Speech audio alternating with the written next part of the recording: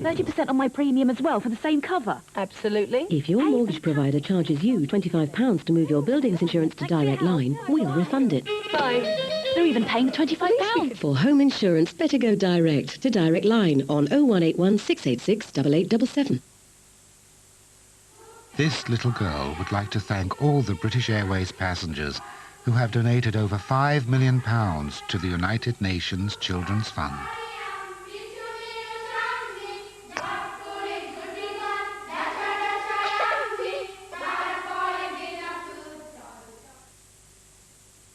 As the UK's #1, Lung Poly give free insurance on more holidays than any other travel agent. Lung Poly, a better way to get away. All over the country, new Carphone Warehouse stores are springing up. Carphone Warehouse, how can I help? What's in it for you? We actually make it clear how much it's going to cost you a month. We're totally independent. We won't push you any particular network. Soundnet, Vodafone, One and Orange. And we won't push you any particular phone. There is a perfect mobile phone out there for you. It'll be the phone that suits you. Because A, we know what we're talking about, and B, we're totally impartial. All the networks, all the answers at the Carphone Warehouse. Call this number for your local store. But totally impartial, and that's really important to me.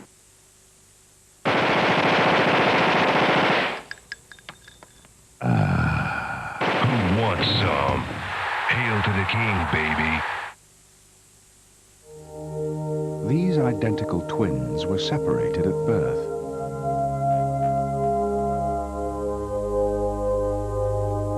The homes they grew up in were very different.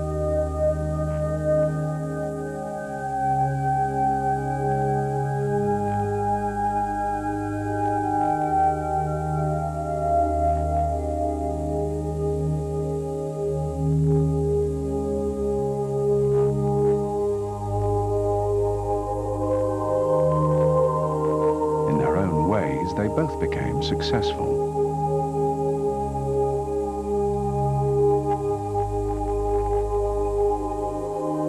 They recently traced each other, having suddenly decided to do so on the same day.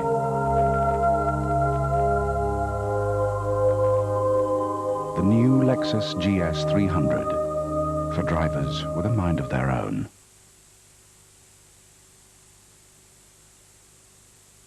On New Year's Day, travel into the future. A media mogul is dead, murdered. He built an empire in cyberspace. And Che Guevara of the 10th. He changed the lives of millions. So, who killed the King of Chaos? Find out New Year's Day at 9. Thank you. New Year's Eve. Live and direct On 4! Big time. A network with a great future mind. Kind words, Max. Wow, 1982's been the best year ever. Yeah, Porky, Pac-Man, the Thompson Twins, and Channel 4. Happy 15th, boys. And the dawning of a new year will be ushered in by the ever-inflammable and unpredictable Chris Evans. New Year's Eve on 4.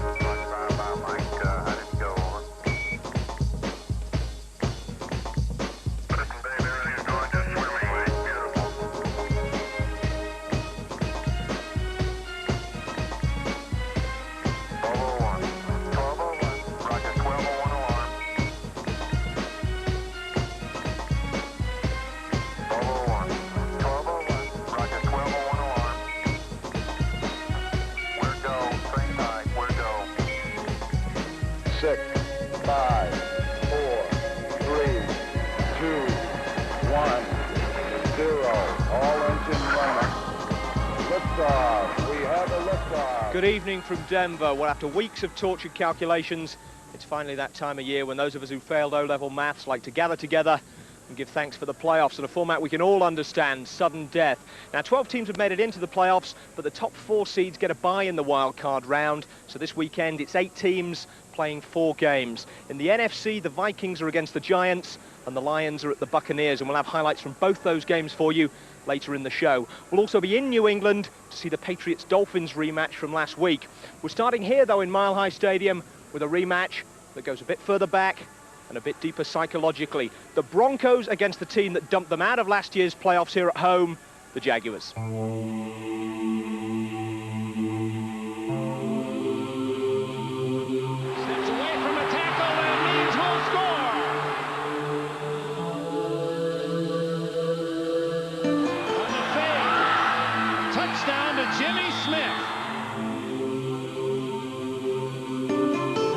It doesn't really matter now. We won the football game, and that's good for us this year because we have the confidence knowing, hey, we've done it before. There's no reason why we can't do it again. We're a year older, we're a year wiser. I think we learned a lot from that game from last year, that you take nothing for granted. No doubt that feeling was reinforced by a late-season slump that saw Denver lose 3 games, the division title, and the engine of their offense. Running back Terrell Davis, who's returned from a shoulder injury today, could have a huge impact on the game. Last year, it was Jacksonville's Natron Means who had a huge impact on the Broncos, those unlucky enough to get in his way. And while Denver will be anxious to avoid a repeat of his performance, they'll be equally wary of Mark Brunell, one of the most mobile quarterbacks in the league. Letting one or the other run free could mean another 12 months of self-recrimination for Denver.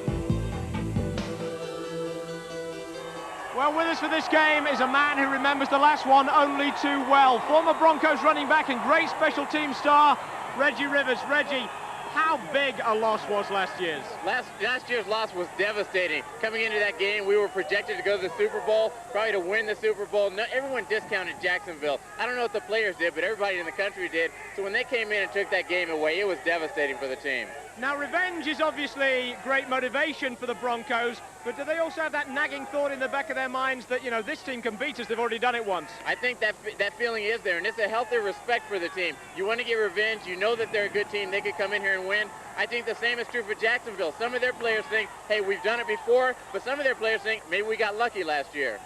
The health of Terrell Davis obviously will be a key for Denver. Absolutely it will. Terrell has a separated shoulder. He missed last game and half of the game before that. And so they're hoping that, I'm sure they've given him a shot to help him with the pain, but they're hoping that he can come in and play because they need to establish a ground game, and he needs to get over 100 yards if they want to win. Now, so far this season, Natron Means isn't having a great season on the ground for the Jags, but he did well in the playoffs against the Broncos last year on the ground. So did Mark Brunell, though, the scrambling quarterback. Yeah, they've got to worry about containing Mark Brunell. Keep him in the pocket. Don't let him scramble around outside. And so I'm sure they're going to do that, keeping their defensive linemen up the field. And then with Natron Means, he hasn't had a great season, but they don't need him to have a great season. They just need him to have one great game, and he's a back who's certainly capable of doing that. Well, revenge, according to the Oxford Dictionary of Quotations, is a dish best eaten cold. Doesn't say anything, though, about 70-mile-an-hour winds, and that's what's predicted for this afternoon. If they materialise, could have a huge impact on the passing game. Let's join the action. Well, the Broncos have won the toss, so they'll receive the kickoff. The commentators for this one are Al Michaels, Frank Gifford, and Dan Deardorff. And Hollis's kick fielded by Hebron at the 5-yard line. Up past the 20, and Terrell Davis is back up at running back, brings it back to the 27-yard line. And here comes John Elway.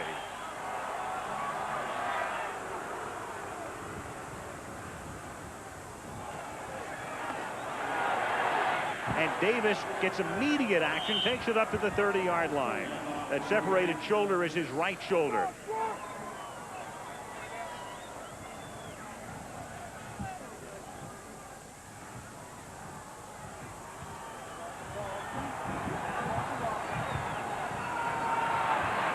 Play fake. Davis makes the catch, gets hit on that right shoulder, is a little short of the first down at the 36 by Hardy and Schwartz. So they go to Davis on the ground and then through the air immediately. I think the key will come not being hit on the shoulder, but when he lands on this field, on his elbow, driving that arm up into the shoulder. That's when you get an impact on a separated shoulder. And there's the wind we spoke about at the top of the show that we're alerts up in the mountains and the foothills of winds gusting to 70 miles an hour, so it could get worse.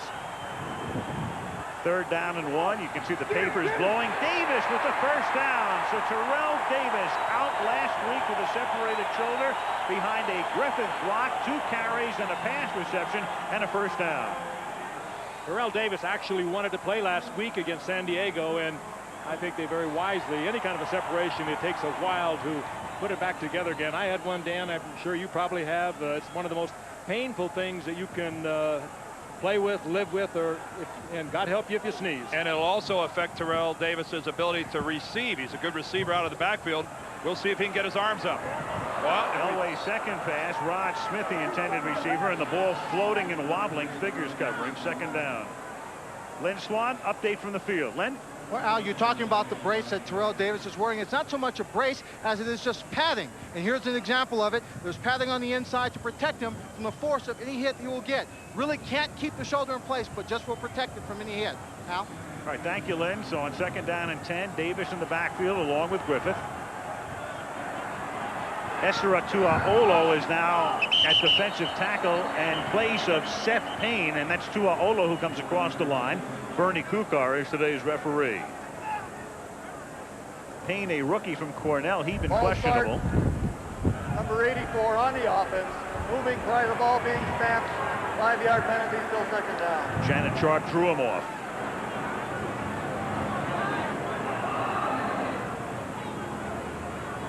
Second and 15. You can hear the wind out of the shotgun. Elway guns it over the middle, and it's dropped by McCaffrey. Ooh, looking right back into the sun, the late afternoon sun. You can tell by the shadows McCaffrey was looking right back into the sun, and he couldn't handle it. He's got the sun, he's got the wind, and Elway throws the ball about 170 miles an hour. See McCaffrey's shadow, he's looking right back into it, and like a lot of great quarterbacks, they are pumped up in the first quarter, and often that first quarter delivery is a little hot. A hot Elway pass, a good field underneath you, a little earth, wind, and fire here for you this afternoon from Denver. Yes. Right off the bat on 3rd down and 15. They have to get to the Jacksonville 46 to convert, and Elway guns it to the open man. McCaffrey makes the catch, first down, takes it to the 36. A lot of time for John Elway. That was a deep turn in, and the Bronco receivers have been dropping a lot of footballs over the last few weeks, and when McCaffrey caught that football, he looked it right into his hands, into his chest. He knew he had the first down, and again, credit the offensive line. They gave Elway all the time he needed, but watch McCaffrey look it in, hug the football. He knows he's going to get hit, and he comes down with the ball for a first down. And I think John Elway in this wind is aided by the fact that he does not throw anything that resembles a floating football. He throws a laser pass, and he'll have more success in this kind of a wind than some other quarterbacks might. Davis gets taken down by Schwartz after a gain of 1 to the 35. That pass to McCaffrey was good for 25. 3 minutes into the game with no score. Davis with 20 or more carries in every game this season until the Monday nighter in San Francisco when he went out in the first half. Still ended up with 1,750 yards, 15 touchdowns, nearly a 5-yard per carry average, and 4.7. Sitting out that game, he really didn't have a realistic shot at Barry Sanders for the NFL rushing title, but yet what a remarkable year for Terrell Davis. 2nd and 9. This is the 8th play of the drive, and Davis escapes, breaks another tackle, and gets ridden down at the 26, close to a first down by Travis Davis, breaking 2 tackles out of Chris Hudson's grasp in one of them. Well, we've seen him a lot this year, and I'll say it over again. He runs like a much bigger man than a 210-pound back. Well, he's also got legs that got a week off. It was almost like a bye week for Terrell Davis, even though these two teams didn't get a bye. Just breaking tackles, the driving legs. He's not a guy that's going to take it like Barry Sanders and change directions 4 times and go 80 yards. But you will be hurting by the end of the day if you've had to tackle Terrell Davis 30 times. 3rd down and a short 1. And they give it to Davis, and he gets that 1 as he takes it to the 25-yard line. Thomas comes up to make the top tackle, and Denver is now 3 of 3 on 3rd down. And he is a power runner, Dan and Al, but you saw the nifty footwork there at the line of scrimmage. He knew he needed the 1 yard, so he kind of skipped to the left, lowered his shoulder, and picked up the first down, and he's going to get a breather on the sidelines. Broncos are aided by an addition up front. Mark Schlereth is starting at left guard. He's missed the last 5 games because of back surgery, and his addition to this offensive line means an awful lot to Denver. From the 25-yard line, they give it to Derek Lavelle, who's the number 3 running back. He picks up 3. Occasionally, you're going to see camera shots today, and the camera will be all over the place and wobbling. The stands shake here when it's not windy, and now you've got the wind and the stands as you look down into Mile High Stadium. Gusting out of the north-northwest. And with the exception of the wind, the temperature coupled with the sunshine, it is very comfortable down on the football field. A little cool in the shade, but the players don't mind this at all. Very safe where you are to throw it now for the Broncos. They're in the protected end of the stadium. Here comes the blitz. Elway scrambling and then throwing, and along the sideline at the 13, no. Rod Smith, one official checked with the other, and the call appeared to be the correct one as he did not come down in bounds. Deion Figures with the coverage. You like to see that. The one official goes, you can see that his eyes, as soon as the play is over, lock right onto his partner. The two of them work that sideline as a team. And you're exactly right. Neither one of Rod Smith's feet were in bounds. But that is the way an officiating crew is supposed to work. They are a team working that sideline. They both agreed. They were both right. 3rd down 7 from the 22. So again, Denver with a 3rd down. They've converted 3 of 3 thus far. Blitz again. Elway throws. Caught at the 12. They convert again. And it's Willie Green making his first catch of the game. Dave Thomas with the coverage. Free agent, one of those free agents we talked about that Denver picked up at the very beginning of the show. He was one of them. Willie Davis has been with Detroit and Carolina last year, and he's had some success in playoff games previously with Detroit and Carolina, this time putting a good move on Dave Thomas. Dave Thomas, good defensive back, but you can beat him with the quick cuts. He's a big defensive back, and he doesn't pull it together as quickly as some of the smaller ones.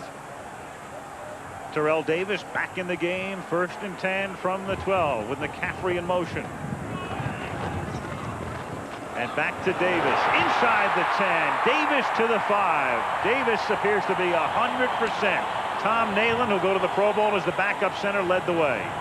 Boy, and if he isn't, he is banging people with that shoulder, and he doesn't seem to be having a problem at all protecting it. And his offensive line is banging Jacksonville's defensive line. Look at the block there by Nalen, 66, Habib, 75. They are just removing the front 7 for Jacksonville. The guys in the secondary are having to come up and make the hit on Davis. If that becomes a pattern, that's big trouble. 2nd down and 3. Davis again. Davis fighting his way to the 2-yard line. That's close to a 1st down. Dave Thomas and Travis Davis in on the hit. Right there is the decision. Instead of bouncing to the outside, go for the surge. He picks up another 2 and the 1st down. But if there was any question in the guys in the white shirts whether or not Terrell Davis is all right, I think that's been put to rest. 15th play of the drive. They give it to Davis, so he starts it and finishes it. Wow, that was classic. What a great drive. And the Mile High salute to finish it off. Half the quarter. The skeptics in the crowd, though, Al, are nudging the guy next to him and saying, you know, we had a 12-0 lead last year in this game. And they were leading Pittsburgh, and they were leading Kansas City, and they were leading San Francisco. But Games they lost. Is a wonderful finish to an absolutely perfect start to a football game for the Denver Broncos. Jason Elam for the point after the Bronx go 73 yards in 15 plays. On Jacksonville's opening drive, the wind took over. Here, Mark Brunell looks more like he's trying to bend a free kick round the wall than hit his receiver on 3rd down. After the Jaguars punted, John Elway showed him how to do it. Elway guns it over the middle, and it is Rod Smith, free and clear. Touchdown, Denver. I don't know if that was a completed pass or if John Elway impaled Rod Smith with that football. Well, it's all looking eerily familiar. In last year's game, the Broncos scored on their first 2 possessions, held the Jaguars scoreless, and led 12-0 at the end of the 1st quarter. This year, they've done exactly the same and lead 14-0. In last year's game, though, the Jaguars went on to score on 6 consecutive possessions, starting in the second quarter. We'll have the second quarter of this one after the break.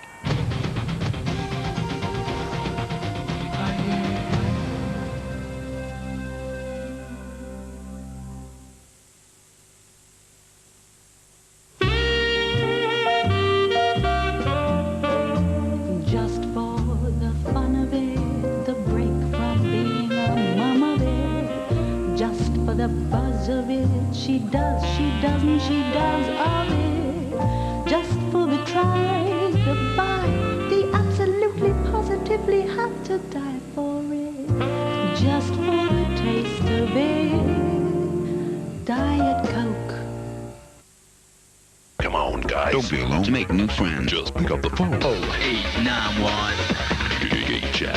35, 35, 35. They came from different places. Everyone fights. No one quits. With one common goal. He's coming! They're fighting a battle where anything can happen. Fire! And everything will.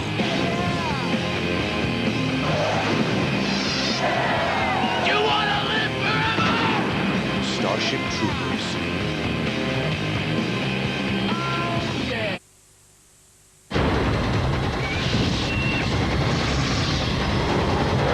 The Alien Saga in one collector's box set. Only today. Who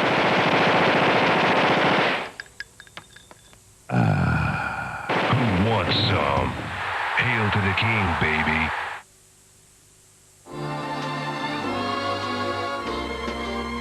You gotta give a little, take a little, and let your poor heart break a little.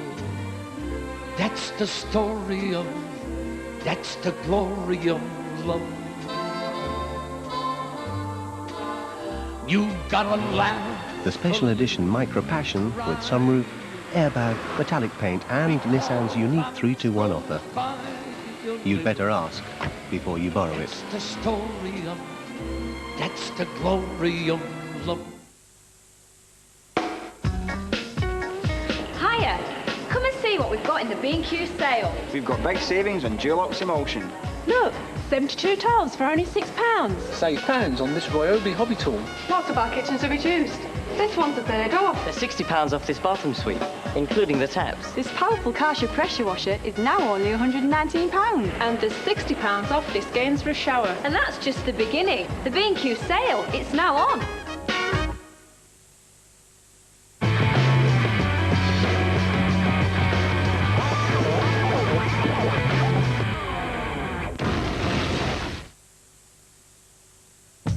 How long? A few minutes. About 10 minutes. 5 minutes and it's all over. What do you get out of your lozenge? A lot more than that. Fairwaves, the amazing new vapor-release chewing gum from Wrigley's. It tastes great and every chew releases wave after wave of fast-acting menthol and eucalyptus vapors to help clear your nose. It goes on and on. New sugar-free Wrigley's Airwaves, long-lasting vapor-release gum. Happy New Year. Don't be alone. Call friends and make a date on the phone. 0891 26 26 26.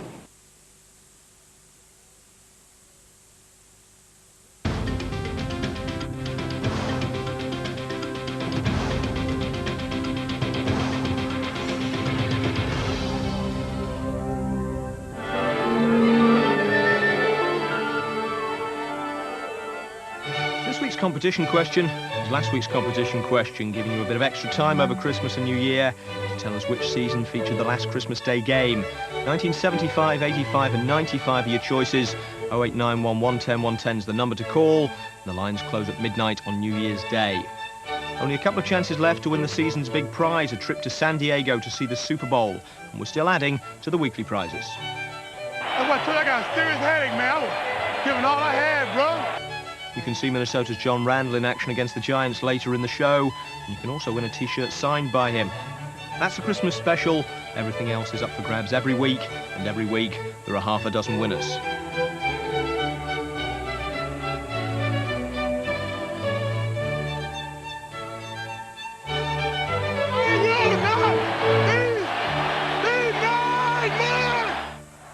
Back in Denver, John Elway was receiving treatment for a cut to his hand during the timeout between quarters. But it didn't seem to hamper him as he started the second with his beautiful 40-yard pass to Rod Smith. That gave the Broncos a first down at Jacksonville's 48-yard line, and that's where we pick it up. The score, remember, is 14-0 to Denver. Davis from the 48 picks up 1. Davis has now carried the ball 15 times for 51 yards, and the numbers for the first quarter will certainly reflect the one-sidedness of the period on the scoreboard as well. They're either beautiful or ugly, depending upon your zip code. Look at the time of possession. Speaking of zip codes, 230, 1230. Jacksonville still without a first down. And Denver up by 14 and in Jacksonville territory. Second down and 9 from the 47-yard line. Elway gets it away, intended for Griffith, the blocking back. Incomplete. In that area of the field where Mark Brunell had problems throwing the football, the open end of the field coming up, pass situation for Elway. John threw into the wind that time off to the left. It was behind his receiver. Third down and 9. Guns it over the middle. Caught by Willie Green to the 25-yard line. Gets inside Beasley. I think this wind prepares a right-hand spiral. Perfect shot to Willie Green. The pickup from Carolina during the offseason. We talked about the numerous changes that Denver made after losing to Jacksonville last year, and a good move by Willie Green.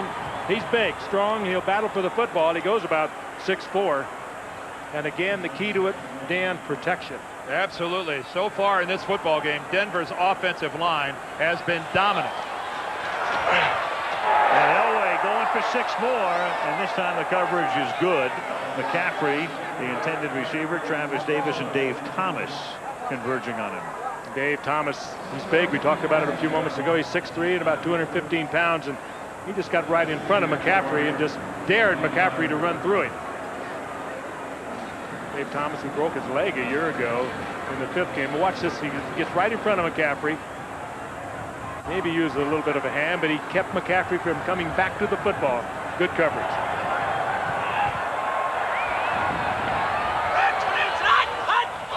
On 2nd and 10, Jaguars across the line. Davis takes the handoff. Well, I'll tell you what, Howard Griffith, the fullback for the Broncos, was also moving towards the line of scrimmage. He's been doing that, Dan, with regularity. I mean, have not been calling it either. You could get a motion call against Denver, I think, easily out of this as well. But they don't. Yes, they do. They did get him. They both. Yeah.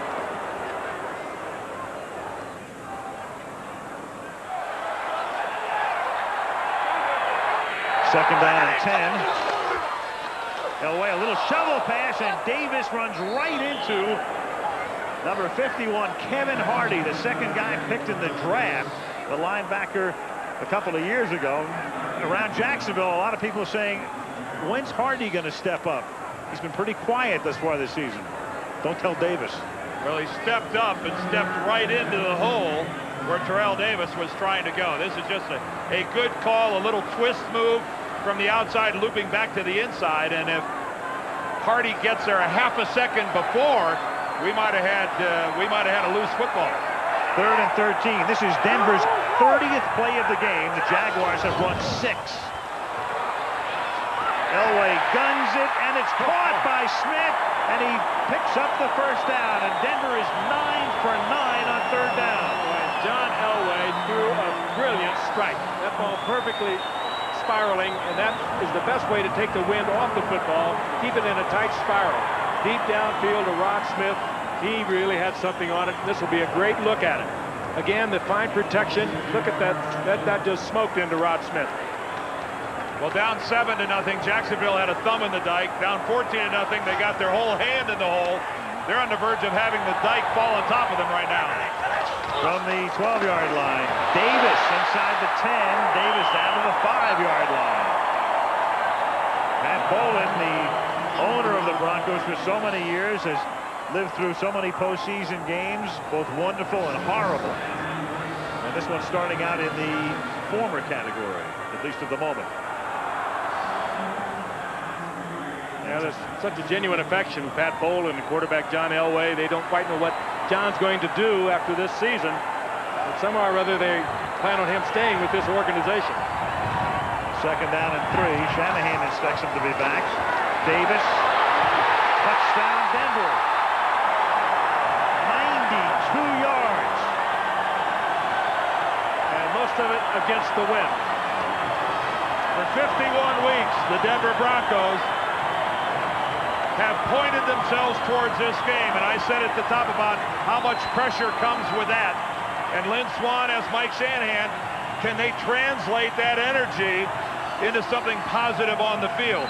Well, so far, I think the answer to that question is a resounding yes. And there is no question about the physical ability of this man, Terrell Davis, with an incredible first half. Jason Elam converts. 21-0, and when the Jaguars finally got some momentum going, it was courtesy of the Broncos' Darian Gordon, who was penalised for pass interference on Keenan McCardell down near the goal line. That set up a 1-yard run by Natron Means to put an end to the one-way traffic and give the Jaguars some hope for the second half.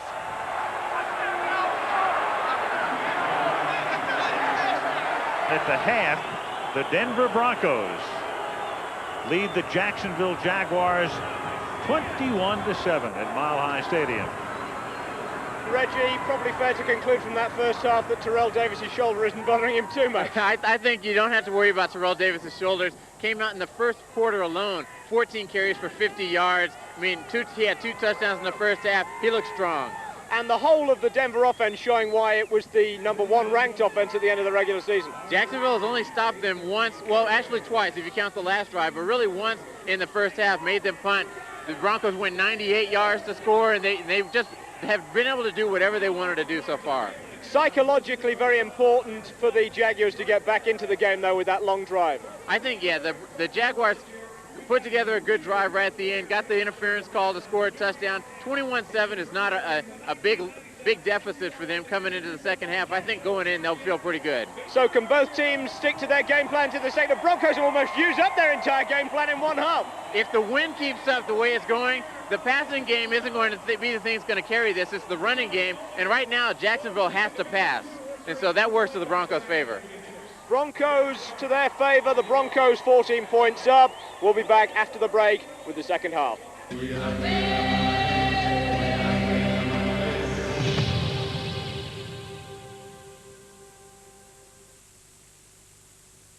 What makes a great all-inclusive holiday?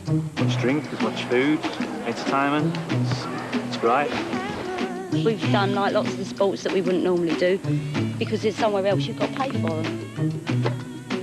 But it certainly worked out a cheap holiday for us all round. Brilliant. Come and join us. All-inclusive holidays, all backed by the Air Tours promise. We can make it happen. Air Tours, the holiday makers. I mean, I was so surprised. £25. Your building society are going to charge you £25? Yeah. To cancel my buildings insurance, they're going to charge me £25. I hope you haven't paid it yet. I suppose it's my fault. It was in the small print. So what else can I do? Well, I'll tell you what you could do. You could let us pay it. What? Oh, wait a minute. Hang on. And I could still save 30% on my premium as well for the same cover. Absolutely. If your mortgage provider charges you £25 to move your building's insurance to Direct Line, we'll refund it. Fine. They're even paying £25. For home insurance, better go direct to Direct Line on 0181 686 8877. When you cut out smoking, your body misses the nicotine and your hands miss the cigarette, which is why you should try the new Nicorette inhalator. It provides just enough nicotine to relieve your craving, and it gives your hands something to hold. Clinical tests also prove it can double your chances to cut out smoking compared to willpower alone. If you're determined to cut out smoking, ask your pharmacist for the new Nicorette inhalator, or for more information ring 0800 244 83 87. What's the Air Tours promise? That we'll do everything we can, whenever we can, to make your holiday the best we can. Air Tours, the holiday makers.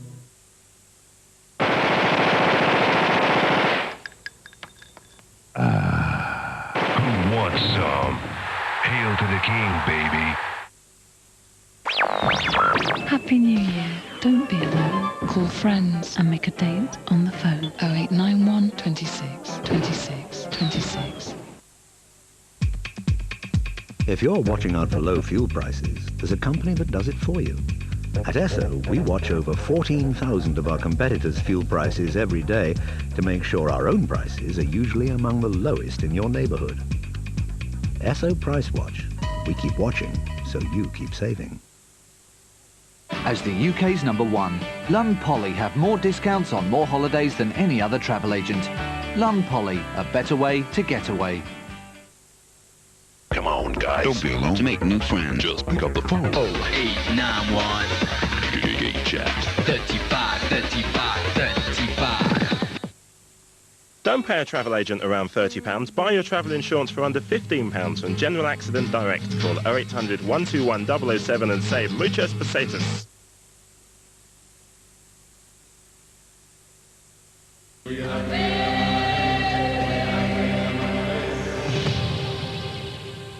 Welcome back to Mile High Stadium in Denver. And before we join the second half, just a couple of quick notes for the stat fans among you, because the Denver Broncos are not only undefeated here at home this season, they've won 19 games in a row when they lead at half-time. So an uphill battle for the Jaguars as they go into the third quarter, trailing 21-7. And a floating short kick taken at the 16-yard line by Reggie Barlow. Straight up the middle into Denver territory, and the second half begins with a big run back forced out by Tim McKyer. That allowed Jacksonville to kick a field goal, a 36-yarder in off the post by Mike Hollis to cut the gap to 11. Here are the Broncos at their own 39 now after the kickoff. Now Elway on 1st and 10 throws, caught by Sharp, who's been pretty quiet to this point today. That's his first catch.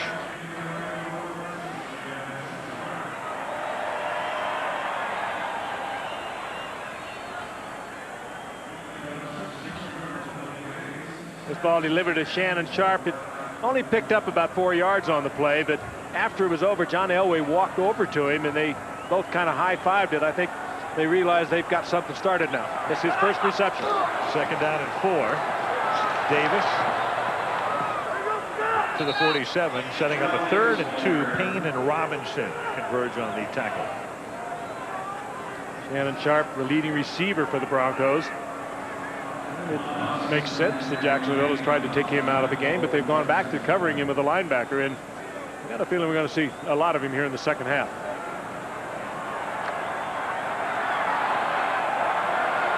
Have to work on his shoe problem. 3rd down and a short 2. Davis juggled it and gets popped back at the line of scrimmage by Brian Schwartz, who is out for a play, comes back in and makes a very big play here. Now, the best tackle of the day for Jacksonville defensively, not only stopping Denver from getting a first down, but making a bit of a statement as well. That was simply a sensational play for a middle linebacker. Watch him scrape. There's his fullback out front, right into the hole. That's his hole. And boy, not often do you see Terrell Davis go backwards after the contact is made. Tom Ruin has it blocked, and not only is it blocked, Travis Davis came up with the ball. An amazing play. I don't think that ball ever touched the ground. I don't think so either. He blocked it and caught it. Unbelievable. Huge play for Jacksonville. I don't think I've ever seen a ball come off the punter's foot and just stick in the midsection of the guy that blocked it. I think you used the operative word, Dan. It just stuck in there. It came right off the foot. That looked like it was a Velcro stuck to Travis Davis's stomach. He's going to come in on the left side. He comes in right up the middle, untouched. And that ball never did touch the ground. Will you look at that? Bounced off his chest, and he caught it. First of all, a complete blow by the Denver punt team, allowing a guy to come up the middle untouched. Rick Dennison has to be out of his mind. Mike Hollis for the point after. Ruin did not have a punt block during the entire regular season.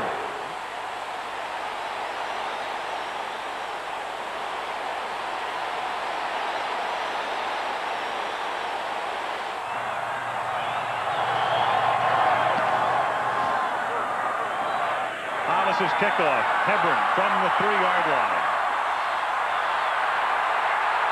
And Vaughn Hebron reignites the Broncos.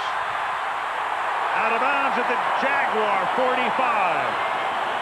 Hebron was questionable before today's game. They made him come out and run sprints 2 hours before the game to determine whether he was even going to suit up or not. 2 key special teams plays here in the third quarter. Another look at the blocked punt by Travis Davis.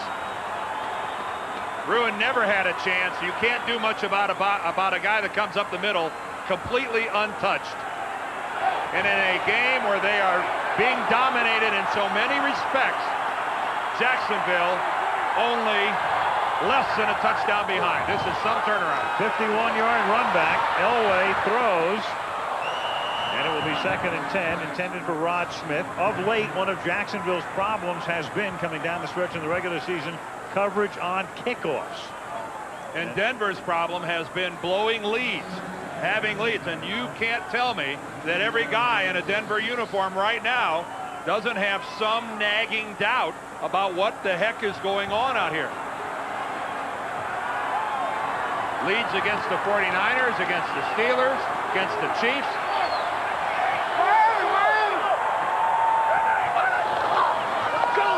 Second and 10. Elway surveys and hits Davis on a swing pass. He's ridden down at the 40-yard line. Tackle made by Robinson. It'll set up a 3rd down and 4. One of the reasons that Davis has so many receptions, over 40 on the year, he has good hands. Not only is he a terrific running back, this guy can catch the football. That was a spin around and a fine catch.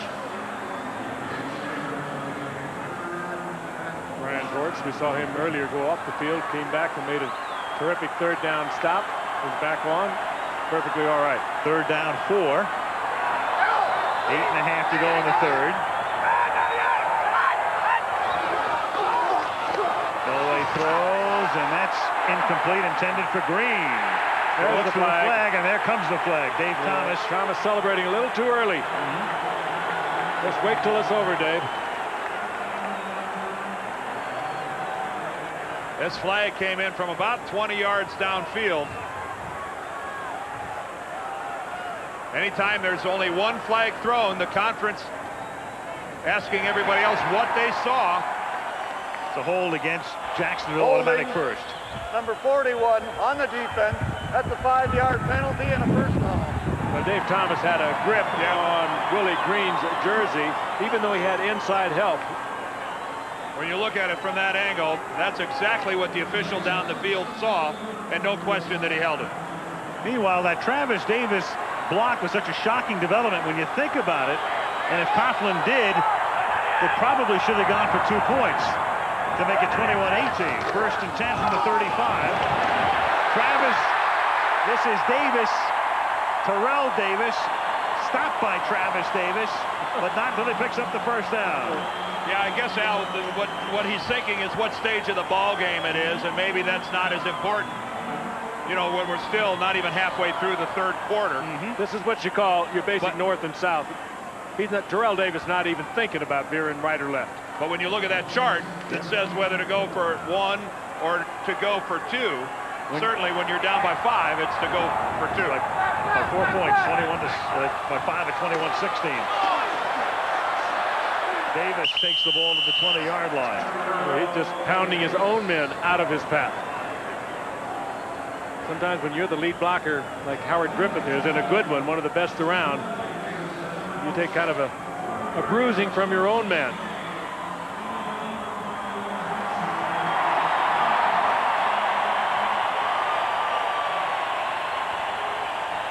Eddie Robinson with a face mask in on Terrell Davis that goes unflagged. 2nd down and 6. Griffith. And he has a first down out of bounds at the 12-yard line. Yeah, Terrell Davis has run all over this field. He's caught passes. That time he picked up 2 men and gave John Elway a chance to throw the football. He's some football player. He picked them up and put them down. He just picked them both up, though, and dropped them. Watch this now. Watch number 30. To give John Elway a chance. Griffith gets him, misses his man. or actually he's the receiver. He was faking a block coming out of the backfield. Terrell Davis made a terrific block. First down. Davis puts his head down, burrows to the 8-yard line, tackled by Brian Schwartz. Boy, how discouraging this is to a defense. Special teams have gotten them back into the ball game, gotten them close, and now Denver has come back out and just taken command once again offensively. Boy, Mark Schlereth, number 69, he can barely make it back to the Broncos huddle. He of the many operated on body parts. He's hobbling. And had the recent disc surgery. 2nd down and 7 from the 9. Look out from the corner. The ball is loose. It was Chris Hudson who jarred the football loose, and Jacksonville has it. He does not see this coming from the blind side, Chris Hudson. They work on John Elway. Bubby Brister is their number 2 quarterback. Meanwhile, Jacksonville at one time down 21-0 has the ball down by 4 from the 20-yard line. There was action along the line, but no flag, and it's caught up at the 32-yard line by Jimmy Smith.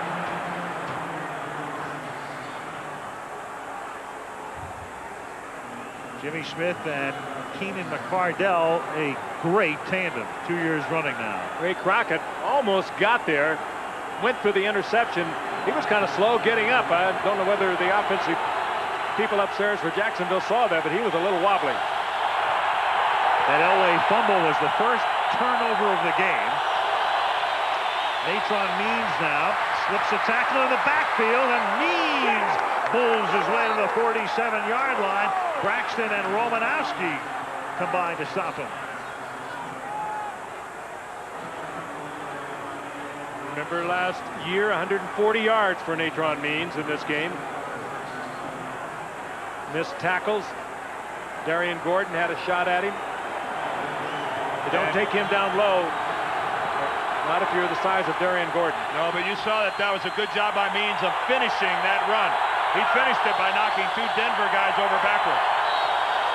14-yard run. Brunell over the middle, wide open over the middle was Damon Jones, the rookie tight end to the 16-yard line. A kid out of Southern Illinois who scored a touchdown last week at Oakland. And little or no pass rush on the part of Denver. Brunell would look from one receiver to another until finally Damon Jones came open.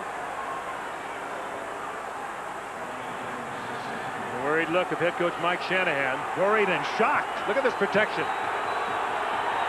And Jones wide open.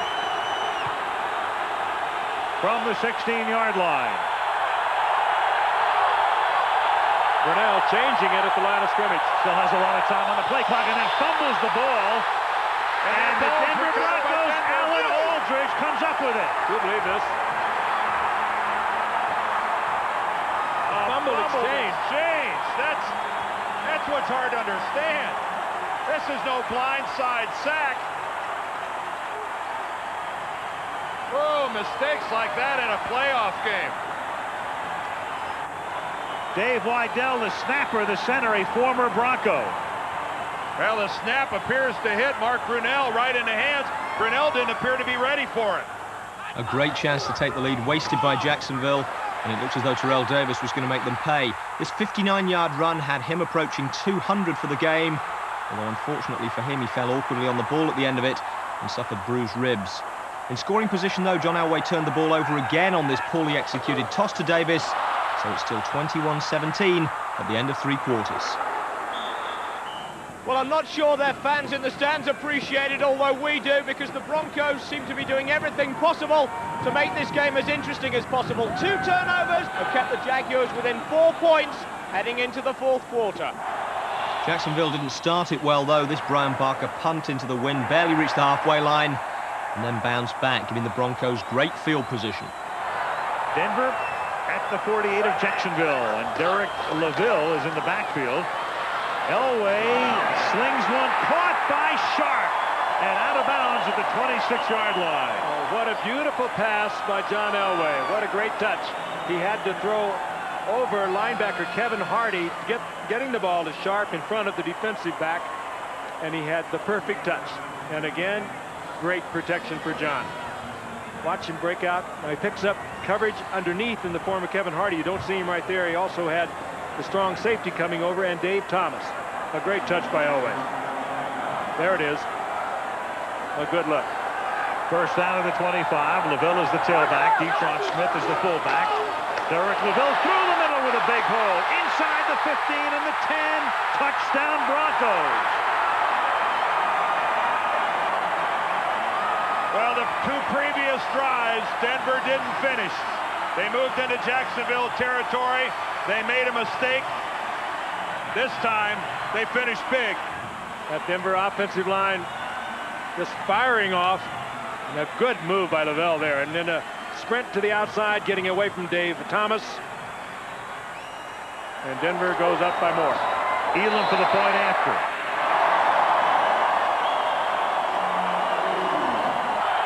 On their next possession, Jacksonville had a promising drive of their own going until Mark Brunell went for the end zone and got intercepted by Darian Gordon for a touchback, giving Denver the ball at their own 20-yard line with just over 9 minutes left.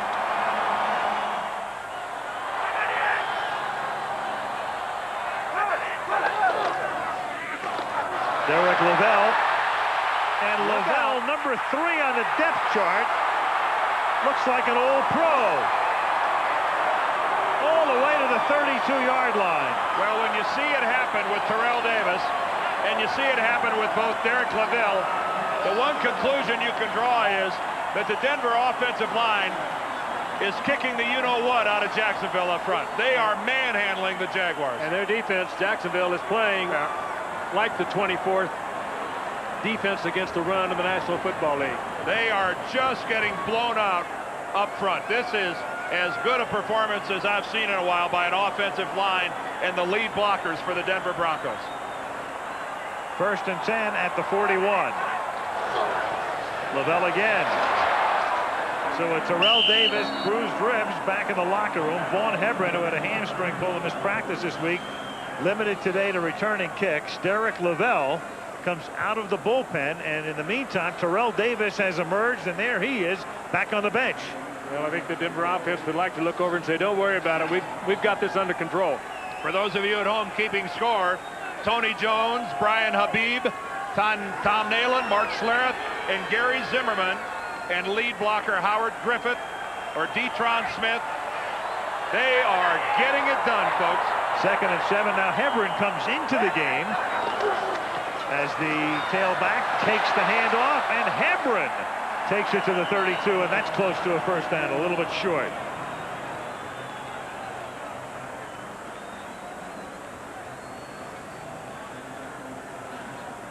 Halfway through the fourth quarter. Precious seconds ticking off for Jacksonville.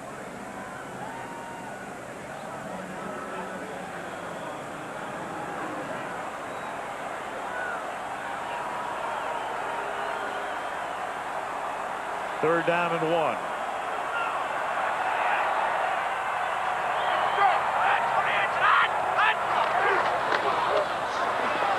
Hebron enough for the first down to the 31. And Elway now can be as masterful as you would expect somebody in his 15th year. Was a #1 draft choice to be. Move the ball, chew up the clock. Take the play clock down to 1 or 2 on every play. And Dick Geron, the defensive coordinator of Jacksonville, has got to be running out of things to do. He's calling run blitzes. He's loading the line of scrimmage. He's walking up his safeties. And none of it is having much of an effect in stopping Denver's running game. They're just being overpowered right at the line of scrimmage, Dan. You've touched on it. And it really is showing here in the fourth quarter. 270 yards on the ground, almost 7 yards a carry. Play clock went all the way down to 1. And LaVelle takes it to the 25 for a gain of 5. Davis looks at this. He wants back in there. I'm trying to think of the last time I covered a football game where a team had 270 yards rushing. And counting. College. 276 now. I certainly can't recall it. Oklahoma and Nebraska. And to think that it's seriously, Frank, and to think it's happening in a playoff game. These members of the Denver offense, if they go on and win this game, they'll remember this for the rest of their lives. 2nd and 4. Lavelle has 84 yards on the ground and 6 carries. Derrick again spins his way to the 20, and that's probably close enough to be measured. And if he doesn't lose his footing, who knows where Lavelle ends up.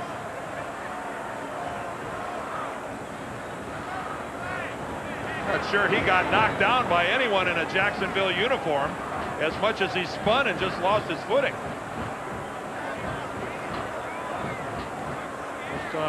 We touched on it earlier about Derek Lavelle as we check out the measurement. Favorite of Mike Shanahan's when they were at San Francisco together. You know, I just had one game come to mind.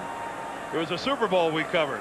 A guy named Timmy Smith ran for over 200 yards, and it was against the Denver Broncos on a day when Doug Williams went wild. That's exactly right. Williams was the MVP, and everybody forgets that Timmy Smith at what, 206, 204? I want to say 202, but we'll get it in a second. 204. 204. Split the difference.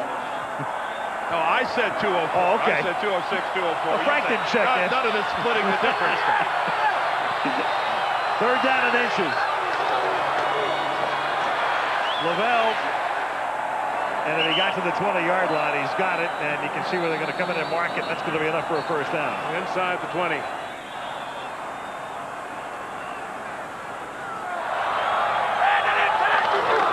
From the 29-yard line.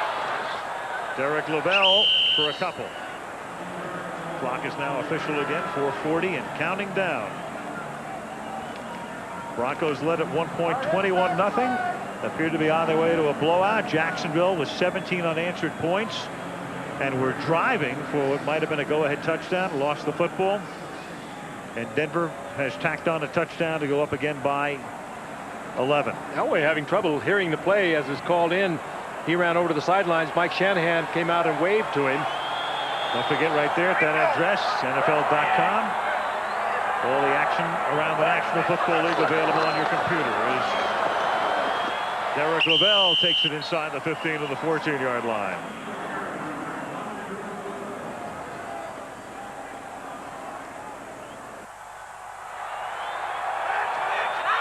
Third down and 4 from the 14. A flag is thrown, and as Lavelle looked like Jacksonville, and that would be a 1st down. Lavelle would have been short. Chris Hudson came across the line. 1st down Denver from the 9-yard line as Lavelle takes it into the end zone. What an exclamation point on Denver's running game today. Well, great job by Lavelle, but that offensive line, that's awesome. Makes it a pleasure to run behind. I know folks in Jacksonville are saying, why did it have to happen to us? But this is as punishing a running game as the NFL has seen in a single game in a long time. This was something. As an offensive lineman, I got to tell you something. It's fun to watch. And again, we don't mean that as a slight to Jacksonville, but we just saw something a little bit historic. And the Jaguars by this stage were history. All that remained was for Vaughn Hebron to get in on the act with the Broncos' 5th rushing touchdown of the game. An emphatic final scoreline of 42-17. The Broncos strong at the start, strong at the finish. So the Broncos are through to the next round of the playoffs, and Reggie, if you're going to get revenge, that's the way to do it. That's the way to do it. They totally dominated in this game. 505 yards of total offense. The defense held them to 10 points. Special teams was the only place where they got hurt in this game, and I mean, this is the way to get revenge. They did make it interesting a little bit in the 3rd quarter, though. 2 turnovers and that punt return. The turnovers were bad, but they did them far into the other team's territory. I thought it was interesting. The Broncos turned it over way down there. Jacksonville turns over way down here. And so it goes back and forth. You don't really hurt yourself. A great performance by Terrell Davis, but we should pay tribute to the line as well because Derek Lavelle came in and did as well. And where the Broncos have in the backfield, they have 3 guys who could be starting in this league. Terrell Davis, Derek Lavelle, and Von Hebron. No matter which one comes in the game, they all play great. Now, depending on the result of the New England-Miami game, the Broncos will now head either to the Chiefs or the Steelers.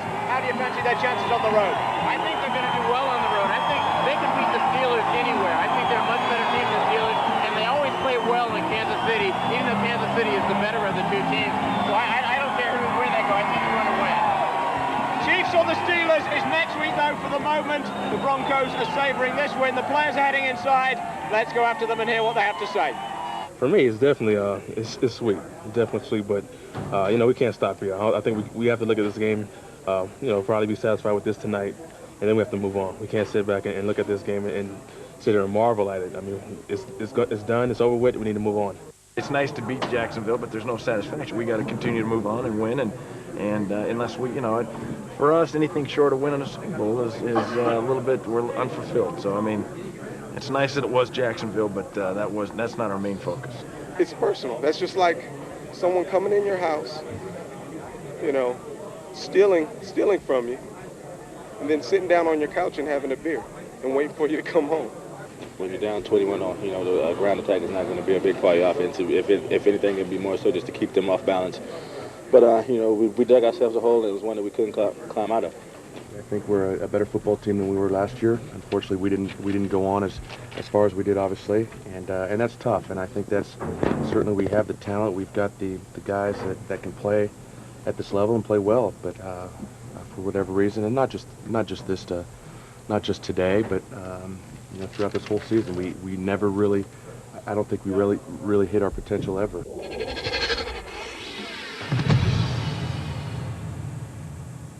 Now arriving approximately 12 midnight gate, Sea Lake Charlie, 49. Ladies and gentlemen, for your safety and the safety of others. Now, exactly where the Broncos will be heading next week depends on the outcome of the New England-Miami game. And we'll have that for you after the break, because we're now about to board a flight, leaving Colorado, home of the world's largest Hercules beetle, and heading east over the Hair Museum, the Hippie Memorial, the world's largest egg, the Accounting Hall of Fame, the Akron World of Rubber, to Massachusetts, home of the Salem Witch Museum and the New England Patriots.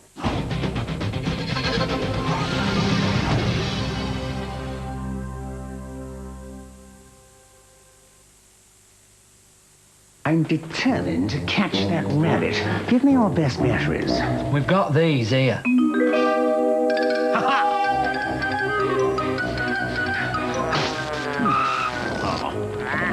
Give me Duracell. That evens things up a bit. Because Duracell lasts longer. They came to our planet. They destroyed our cities. But when the battle begins, they'll learn they messed with the wrong species.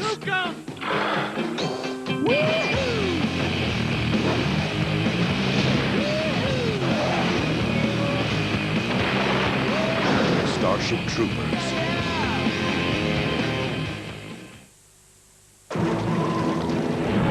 Look out for those piranhas, Pedro. Okay, kitty, hand over your gold.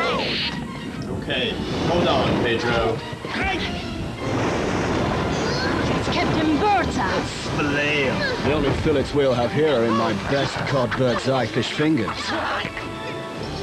Why do they taste so good? That's still my little secret.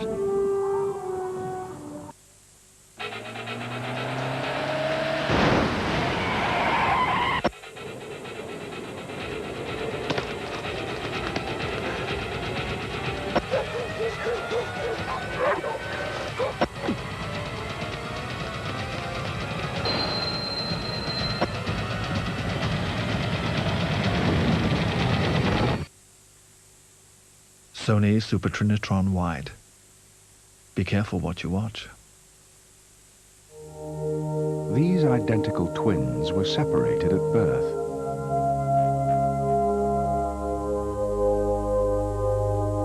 The homes they grew up in were very different.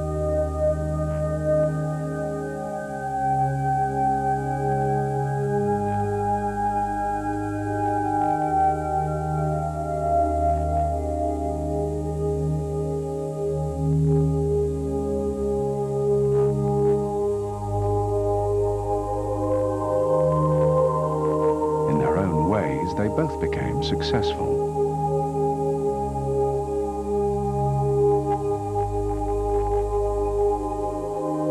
They recently traced each other, having suddenly decided to do so on the same day.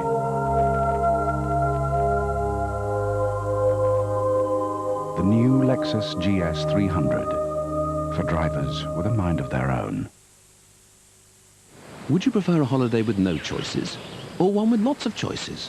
Well, I know what my first choice would be. It's your holiday. Have your first choice.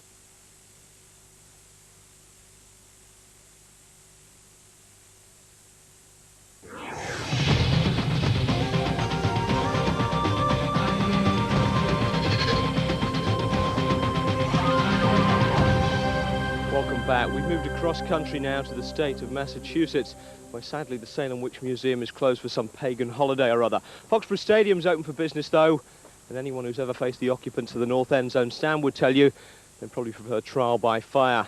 Anyway, conquering the cold and the crowd is the Miami Dolphins' problem today as they take on the New England Patriots for the third time this season and the second week running, still looking for their first win. The Dolphins could have been at home this week if they'd managed to win at home last week. The Patriots went to Miami and got 2 rushing touchdowns without their injured running back Curtis Martin.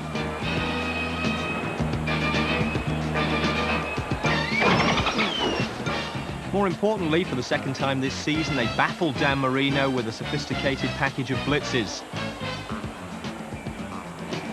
Without a credible running game to keep the pressure off Marino, Jimmy Johnson has to find a way to protect his chief asset. The Dolphins are going to stop the Patriots scoring a hat-trick.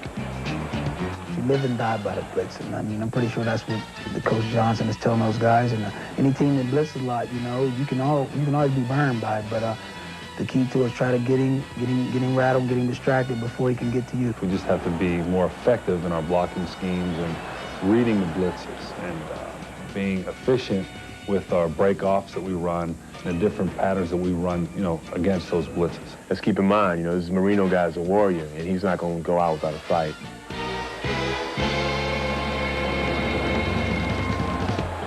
Well, the big pre-game injury news is that the Patriots once again will be without their top rusher, Curtis Martin. And here to help us evaluate that information is former Patriots linebacker Steve Deossie. Steve, they didn't have him last week and they won. How much is that going to affect the game plan? I think it'll actually give the Patriots a little bit of confidence. They know that they're going to have a little bit of a shootout going on with Dan Marino, and they believe in their guy, Drew Bledsoe. Now, they really rattled Dan Marino last week with lots of different blitzes, the Patriots.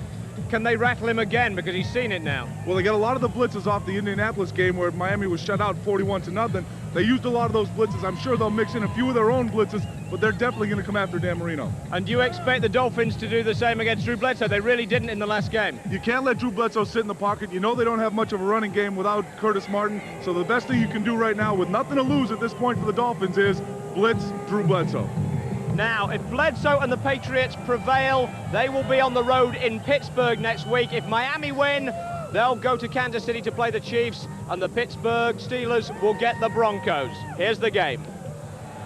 Well, the North End Zone nutters were in good spirits early on as they saw Miami try and fail to establish a running game. With 4th and about a foot, they gave the ball to Kareem Abdul-Jabbar and got nowhere. Pete Carroll, coaching his first playoff game, was getting a game of playoff quality from his defense. Here are the Dolphins in possession again to start the second quarter. Marino down the middle, incomplete, and now intercepted on the carom. Chris Slade, the linebacker, and Slade is to the 30-yard line. Marino was being forced to make throws under pressure, and this one was played nicely by Larry Wiggum into the hands of Chris Slade. That gave New England the ball at the Miami 30. Bledsoe goes long, touchdown, Troy Brown. 7-0 to New England, a product of their pressure on Dan Marino and the lack of it on Drew Bledsoe had time to loft the perfect pass into the corner of the end zone.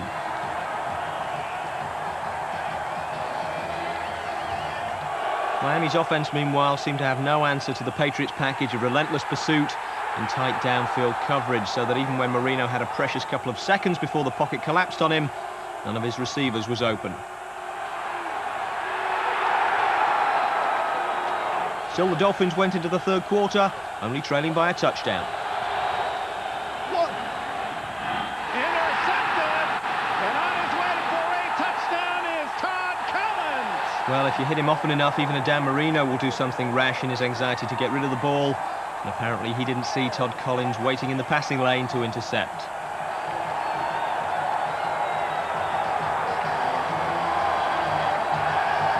Down 14-0, the Dolphins couldn't afford to run the ball now, and the Patriots knew it.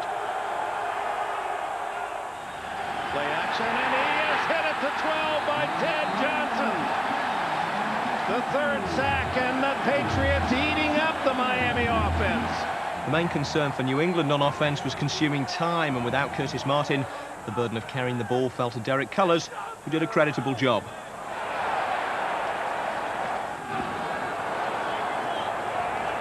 On 2nd and 10, it's Cullors.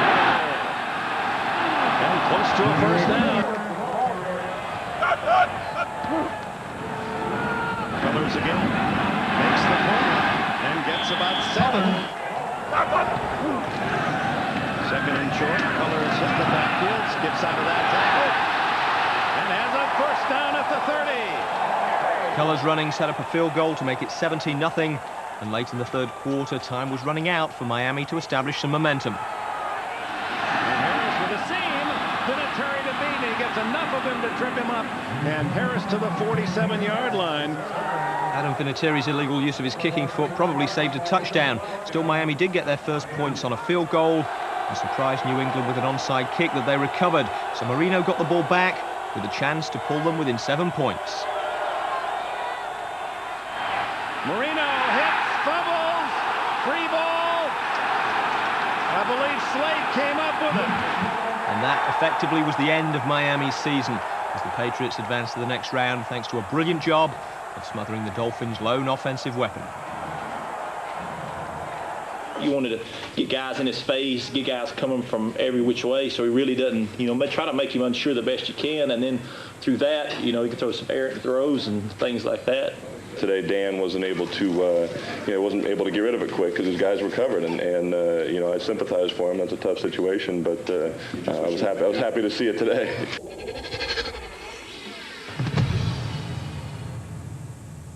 Now, the budget wouldn't stretch to flights to all 4 games this weekend, and neither would I, but we have got highlights of them for you. The Lions at the Buccaneers and the Vikings against the Giants. 5 times Dennis Green has taken Minnesota to the playoffs, but the last 4 trips all ended in the first round, and this one got off to a disastrous start, with Randall Cunningham fumbling a couple of first-quarter snaps and handing the Giants a pair of field goals. Danny Cannell made it 13-0 in the second quarter, although Aaron Pierce's catch looked very suspicious. Anyway, the officials ruled it legal, and there was no doubt about the job their defense was doing.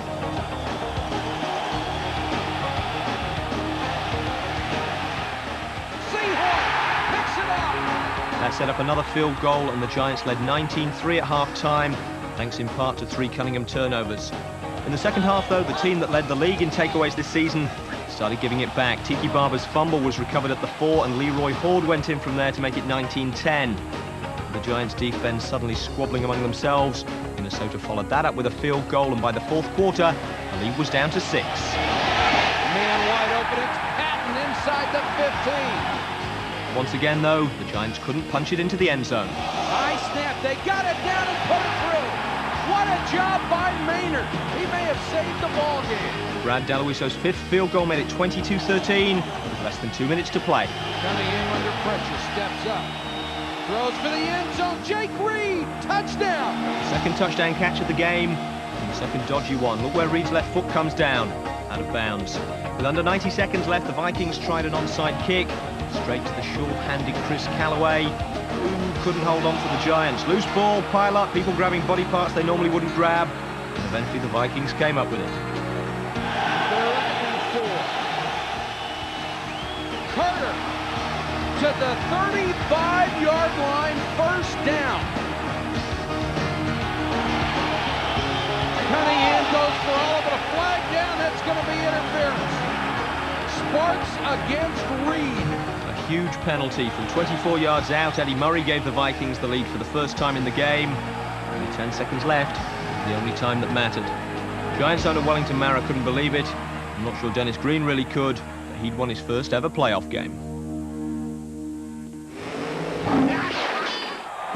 The Lions entered the playoffs wearing the number of their injured linebacker Reggie Brown.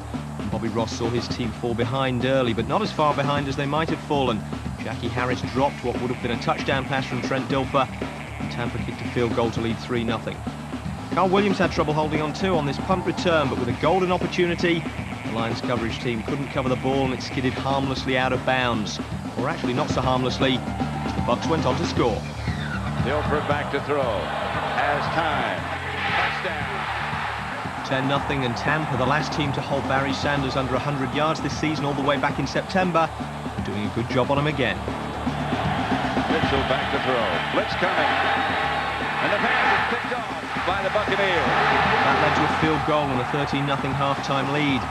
Then, the kind of play that makes you think this might be your day. Riedel Anthony unable to make the catch the first time, getting the rebound off Robert Bailey. As the game wore on, the power running of Mike Allstott wore the Lions down.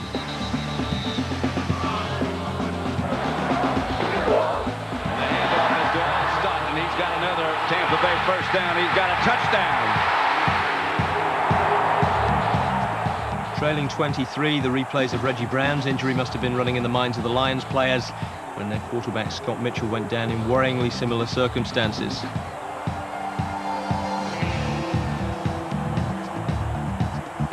Mitchell left the field strapped to a stretcher, but fortunately turned out only to have been concussed. His backup Frank Reich took the Lions to the 1-yard line, and Tommy Vardell took it from there. Lions signaling touchdown. Yes, touchdown Lions. Reich, of course, was responsible for the greatest playoff comeback ever when he was in Buffalo, but not this time, as the Bucs marked their first home playoff game since 1979, their first playoff win since 1979. Their reward is a trip to frigid Green Bay for a divisional round game against the Super Bowl champions, and it's no easier for Minnesota, who face San Francisco. In the AFC, the Patriots will play the Steelers in Pittsburgh, while the Broncos are on the road against their division rivals, Kansas City. Now, I don't want to put a damper on anybody's celebrations, but if your team was among this weekend's winners, then the history book suggests that you savour the victory while it lasts. Because of all the teams ever to make it into the playoffs as wild cards, only one, the Oakland Raiders, have ever won the Super Bowl. And if you look at the quality of the teams about to enter the competition, you can see that this year's wild card crop will have a hard time trying to make it too.